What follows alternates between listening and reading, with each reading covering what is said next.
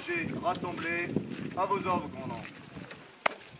Donc j'ai découvert par hasard la réserve il y a un an de ça, le 14 juillet 2016, les attentats de Nice. Donc en fait j'étais avec mes enfants, ma femme, on revenait d'un feu d'artifice et c'est ce qui a fait l'élément déclencheur, quoi.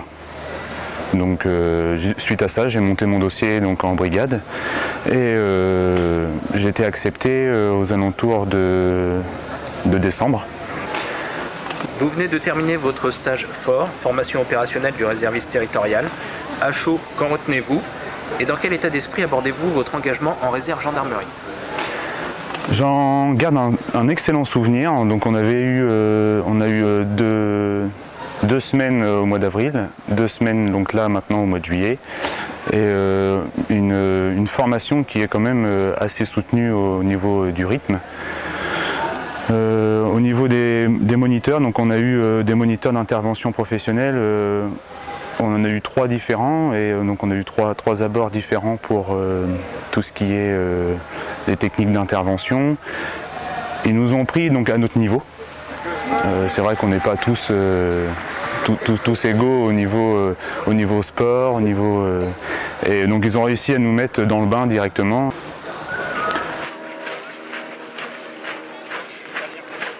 Comment avez-vous découvert la réserve gendarmerie et quelles ont été vos motivations pour participer au stage fort, formation opérationnelle du réserviste territorial? Alors j'ai découvert la réserve de gendarmerie par tout d'abord des connaissances. J'ai des amis qui ont intégré la réserve gendarmerie il y a déjà 1 an de ça. Auparavant je ne connaissais pas du tout, donc ils m'ont fait part de leur expérience. Ça m'a permis de voir que la réserve gendarmerie permettait d'avoir une activité complémentaire en plus de son métier et une activité complémentaire surtout utile à la population et qui permettait de montrer les valeurs vraiment de nos citoyens. Vous venez de terminer votre stage fort, formation opérationnelle du réserviste territorial. À chaud, qu'en retenez-vous? Et dans quel état d'esprit abordez-vous votre engagement en réserve gendarmerie? Alors, le stage s'est très bien passé. C'est une très bonne expérience. Les premiers jours où on arrive ici, on a beau se dire « oulala, ça va être dur de tenir 2 semaines », c'est un cadre militaire. Toutes les personnes n'ont pas forcément l'habitude des ordres, du cadre militaire, mais on s'y habitue très vite. C'est une très bonne expérience où on apprend vraiment le métier de gendarme.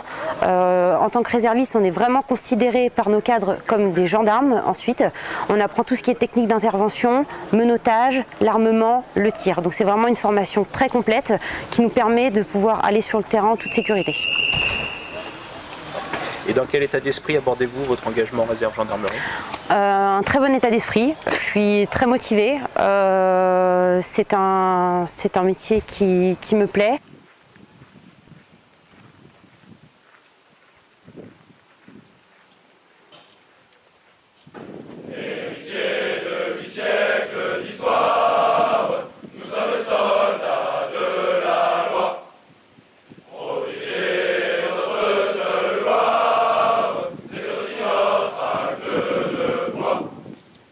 Mes respects, mon général. Vous êtes le général de corps d'armée Jean-Marc Loubès, commandant de la région de gendarmerie d'Île-de-France, commandant la gendarmerie pour la zone de défense et de sécurité de Paris. Mon général, nous assistons actuellement à une montée en puissance de la réserve en gendarmerie. Pouvez-vous nous expliquer de manière concrète l'impact de la réserve dans le déploiement et l'emploi stratégique de vos forces en région Île-de-France? Écoutez, vous voyez, ce matin, nous avons un exemple même de cette dynamique que nous vivons au sein de la réserve opérationnelle de la gendarmerie nationale. En Île-de-France, la réserve opérationnelle de la gendarmerie représente environ, un peu moins, mais environ 2000 personnels. 2000 hommes et femmes qui se sont engagés pour la sécurité de nos concitoyens.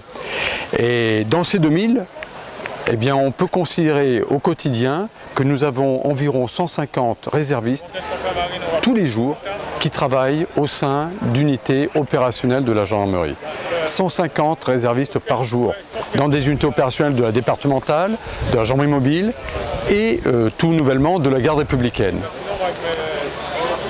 L'emploi de ces personnels est pour nous fondamental.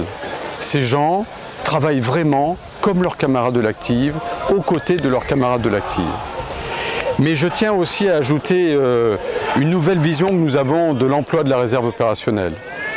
Dans le cadre de la garde nationale voulue par le président de la République, les réservistes sont également utilisés auprès de gardes républicains, auprès de gendarmes mobiles, auprès de gendarmes départementaux, pour assurer la sécurité dans les trains franciliens, dans les gares franciliennes, dans les grandes gares parisiennes même, gare Saint-Lazare, gare du Nord, gare Montparnasse, gare de Lyon, et dans toutes ces voies ferrées qui convergent vers Paris et qui au quotidien transportent des millions de passagers. Demain, d'ici quelques semaines, nous ferons la même chose dans les transports interurbains routiers, c'est-à-dire on a les bus de la région Île-de-France.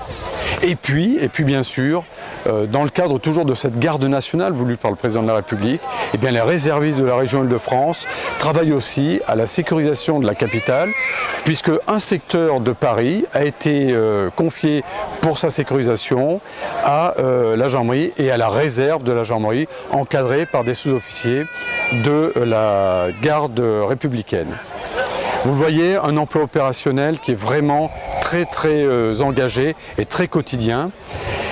Et au-delà, je dirais que ce qui me paraît aussi fondamental, c'est la façon dont les réservistes opérationnels peuvent diffuser autour d'eux l'esprit de défense, cet esprit de défense dont a besoin notre nation, autour d'eux, au sein de leur groupe familial, au sein de leur environnement professionnel ou auprès de leurs amis, auprès de leurs camarades étudiants par exemple. Et enfin, je dirais que ce qui est important aussi, me semble-t-il pour nous, c'est que tous ces réservistes constituent autant de relais insérés au sein de la société qui peuvent observer ce qui se passe et qui peuvent nous aider par des remontées d'informations à mieux lutter contre la délinquance et contre des phénomènes tels que la radicalisation que nous vivons depuis quelque temps en France. Merci mon général d'avoir répondu à la Web TV de la Nord-Gendre. Merci beaucoup, au revoir.